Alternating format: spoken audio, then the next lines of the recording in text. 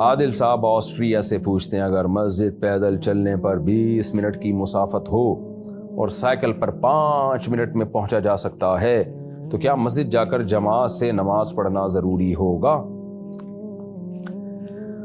دیکھیں 20 منٹ کی مسافت پر مدار نہیں ہے، مدار اس پر ہے کہ آپ کے محلے میں اگر مسجد ہے تو آپ پر مسجد جا کے نماز پڑھنا واجب ہے۔ اور محلے کا مطلب کیا ہے؟ یعنی آسان سے اس کی کیلکولیشن یوں کی جا سکتی ہے کہ اگر خاموشی ہو اور بغیر اسپیکر کے مسجد کا مؤذن مسجد کی چھت پہ یا مینار پہ کھڑے ہو کر اذان دے تو آپ کے گھر تک اذان کی آواز پہنچتی ہے کہ نہیں پہنچتی؟ یعنی ٹریفک کا شور بھی نہ ہو، خاموشی، فجر کی اذان میں ایسا ہوتا ہے۔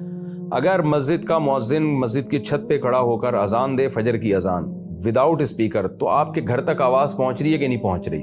پہنچ رہی ہے تو اس کا مطلب آپ کا گھر مسجد کی حدود میں آتا ہے، تو پھر آپ پر مسجد کی نماز سے جماعت پڑھنا واجب ہے۔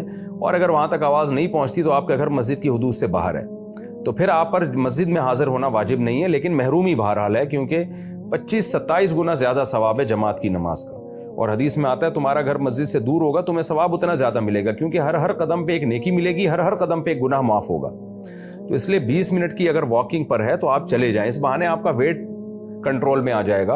اور ویسے بھی دیکھیں غیر مسلم ممالک میں اگر مسلمان مسجدوں کو آباد نہیں کریں گے تو وہاں تو مسجدیں ویران ہو جائیں گی، وہاں تو مسجدیں بہت تھوڑی ہوتی ہیں۔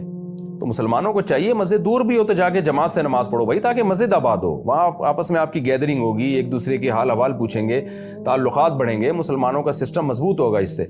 تو اس لیے جائز ناجائز کی بحث میں پڑے بغیر 20 منٹ کی واک پر آپ کو چاہیے کہ آپ چلے جائے کریں۔ ویسے بھی سائیکل پہ جب 5 منٹ لگ رہے ہیں تو پھر 5 منٹ میں پہنچ جائیں آپ، تو اس لیے آپ کو چاہیے کہ آپ چلے جائے کریں۔